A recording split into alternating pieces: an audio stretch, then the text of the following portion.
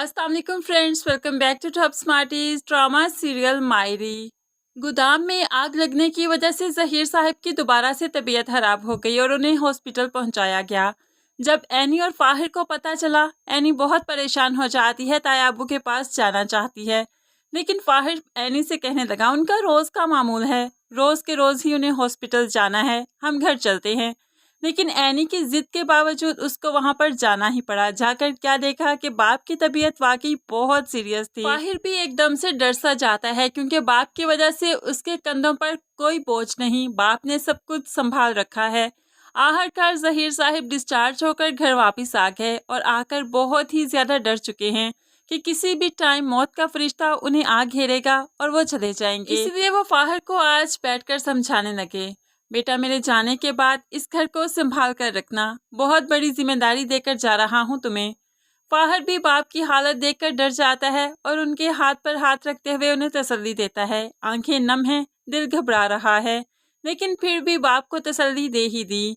अब जाकर फाहिर मैच्योर हो जाएगा, वो समझ जाएगा उसकी जिम्मेदारियां क्या हैं और उसके बाप ने उसके लिए क्या कुछ नहीं किया। बाप की मौत के बाद तो फाहिर के हालात भी बदल जाएंगे और फाहिर खुद भी बदल जाएगा, क्योंकि ये नाम नेहाद रिश्तेदार जो कि हमेशा दौलत की वजह से ही जहीर साहब के साथ हैं और आपस में लड़ते रहते हैं।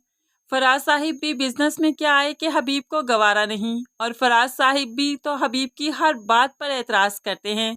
साइका को जाकर बताने लगे, हबीब तो मुझे फैक्ट्री में बर्दाश्त ही नहीं करता, इसका तो बस नहीं चलता, मुझे वहीं से निकाल दे।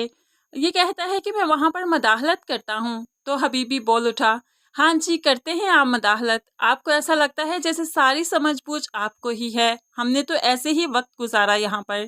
अब यहाँ पर माँ भी इन्हें डांटने लगी, अरे जहीर की तबीयत इतनी खराब है और तुम लोग आपस के झगड़ों में उलझ रहे हो, कुछ तो शर्म करो। अब जहीर भी जो इनकी बातें तो सुन ही लेता है और खुद ही खुद में कुड़ने लगा, इस आशियाने को मैंने तिनका तिनका करके जोड़ा है, कैसे ये बिखरता जा रहा है, मेरे जाने के बाद कहीं ये बिल्कुल ही ना बिखर जाए।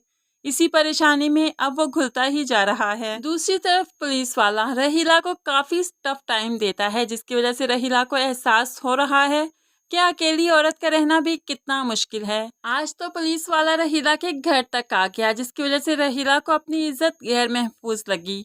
जैसे ही पुलिस वाला गया, तब जान में कुछ जान आई, दरवाजा बंद करके फूट फूट कर रोने लगी, इतनी बेबस है कि करूं तो करूं क्या। अब फिर से वो हबीब से बात करेगी कि मैं उस घर में जाकर रहना चाहती हूं जहां पर तुम्हारी फैमिली रहती है, क्योंकि यहाँ पर मेरी इज्जत महफूज नहीं। हबीब भी खूब जानता है कि यहाँ पर रहीला की इज्जत को खतरा है, इसलिए वो जहीर भाई से भी बात करेगा। लेकिन जहीर भाई इस बात पर कतई आमादा नहीं होंगे कि रहीला यहाँ पर आकर उनकी फैमिली में रहे।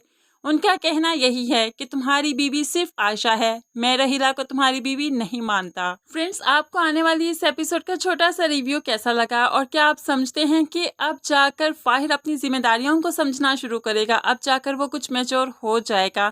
इस बारे में आप क्या राय रखते हैं जरूर कमेंट्स में बताइएगा। मज़ीद वीडियोस के लिए चैनल को सब्सक्राइब करके साथ बेल नोटिफिकेशन जरूर प्रेस कीजिए, ताकि आने वाली हर वीडियो आप बहुत आसानी से देख सकें। अल्लाह हाफिज।